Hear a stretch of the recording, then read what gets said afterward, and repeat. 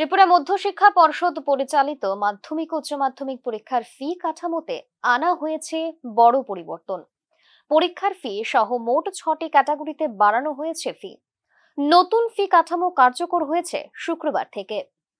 এদিকে বর্ধিত এই ফি স্ট্রাকচারের প্রতিবাদ জানিয়েছে রাম বাম উভয় দলের ছাত্র সংগঠনে। দ্রব্যমূল্য বৃদ্ধির অজুহাতে ফি স্ট্রাকচার বাড়িয়েছে সরকার, তাহলে কোটি কোটি টাকার ফ্ল্যাক্সের ব্যবসার মধ্য দিয়ে প্রচার বাণিজ্য কিভাবে করছে সরকার, তা নিয়ে প্রশ্ন তুলে ত্রিপুরা মধ্যশিক্ষা পর্ষদে কার্যালয়ে ধর্ণা প্রদর্শন করে এসএফআই। সবে কেন্দ্র করে রাজ্যের অজস্র নেতা মন্ত্রীদের ফ্ল্যাক্স লাগিয়ে ধন্যবাদ জানিয়েছে।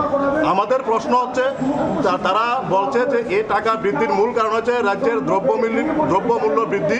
তার পাশাপাশি যে যারা এই মাধ্যমিক এবং উচ্চ মাধ্যমিকের যারা এই শিক্ষকরা যারা খাতা কাটার দায়িত্ব নিয়েছেন, তাদের যে টাকা ওরা দিচ্ছে তাতে পুষছে না, তাদের জন্য এই টাকা যাতে বৃদ্ধি হয় এই জন্য তারা এই ফি স্ট্রাকচার বাড়িয়েছে। এই যুক্তি ওরা খাড়া করেছে, কিন্তু আমরা মনে হচ্ছে এটা অযুক্তি। কারণ যারা এই ফ্ল্যাক্সের নাম করে যে সরকারি কোষাগারে প্রচুর পরিমাণে যে টাকা, এই টাকা যে সরকার খরচ করছে, কিন্তু শিক্ষাক্ষেত্রে সেই টাকা সরকার খরচ করতে ব্যর্থ। তার জন্য আমরা তীব্র প্রতিবাদ জানাচ্ছি। আমরা এসএফআই টিএসইউ ইতিমধ্যে আমাদের যে শিক্ষা আধিকারিকের নিকট আমরা ধর্নায় বসেছি। শুধু এখানে আজকের ধর্নার মাধ্যমে আমরা ক্ষান্ত থাকবো না। আগামী দিনে যতক্ষণ না এই সিদ্ধান্ত সরকার না তুলে নেবেন, আর ততক্ষণ পর্যন্ত আমরা এসএফআই প্রতিনিয়ত আমরা ছাত্রদের পাশে লড়াই আমরা চালু রাখবো। আগামী দিনে তা আরো বৃহত্তর আন্দোলনে আমরা রূপ তৈরি করব। ধন্যবাদ। এদিকে বর্ধিত ফি স্ট্রাকচার পুনর্বিবেচনা করার জন্য ত্রিপুরা মধ্যশিক্ষা পর্ষদের প্রতি আহ্বান রেখেছে অখিল ভারতীয় বিদ্যার্থী পরিষদ। আমার অখিল ভারতীয় বিদ্যার্থী পরিষদ আমরা যেখানে দেখতে পেয়েছি কালকে ফি স্ট্রাকচারটার মধ্যে, যে এখানে ক্লাস 10-এর যে এক্সামিনেশন ফিস এবং ক্লাস 12-এর যে এক্সামিনেশন ফিস, এটার যদি আমরা পার্সেন্টেজ ওয়াইজ দেখি, যে একটা অনেক বেশি, প্রায় 150% বেশি এক ধাপে এত শতাংশ ফিস ইনক্রিজ করাটা একটা ছাত্র সমাজের বা শিক্ষক মহলে একটা বিক্ষোভের একটা আমরা বিক্ষোভ দেখতে পেয়েছি।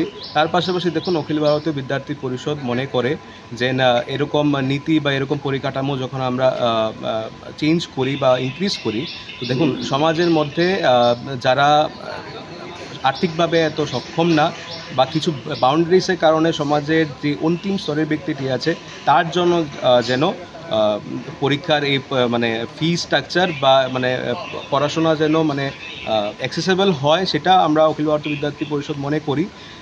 সেটার জন্য আজকে আমরা এখানে সাক্ষাৎ করতে এসেছি স্যারের সাথে, এবং আমরা দাবি করব যেই ডিসিশনটা ওরা মধ্যশিক্ষা পরিষদ থেকে নেওয়া হয়েছে, সেই ডিসিশনটা যাতে আবার পূর্ণ বিবেচনা করে, আবার যেন এটা শুধুমাত্র ছাত্রদের স্বার্থে যেন এটা নেওয়া হয়। এই আমাদের ত্রিপুরা মধ্যশিক্ষা পর্ষদ আয়োজিত মাধ্যমিক স্তরে এতদিন 5টি বিষয়ে পরীক্ষার ফি ছিল 130 টাকা এবং ভোকেশনাল ফি 75 টাকা, মোট 205 টাকা। নতুন নিয়ম অনুযায়ী পরীক্ষার ফি বাড়িয়ে করা হয়েছে 300 টাকা। ভোকেশনাল ফি অপরিবর্তিত রেখে মোট ফি দাঁড়িয়েছে 375 টাকা। উচ্চ মাধ্যমিক স্তরে আগে পরীক্ষার ফি ছিল 160 টাকা ও প্র্যাকটিক্যাল পরীক্ষার ফি 75 টাকা, অর্থাৎ মোট 235 টাকা। এখন পরীক্ষার ফি নির্ধারণ করা হয়েছে 400 টাকা। তার পাশাপাশি প্রতিটি প্র্যাকটিক্যাল বিষয়ে 75 টাকা করে দিতে হবে অতিরিক্ত ফি। মাধ্যমিক উচ্চ মাধ্যমিক উভয় ক্ষেত্রেই রেজিস্ট্রেশন ফি 110 টাকা থেকে বাড়িয়ে করা হয়েছে 210 টাকা।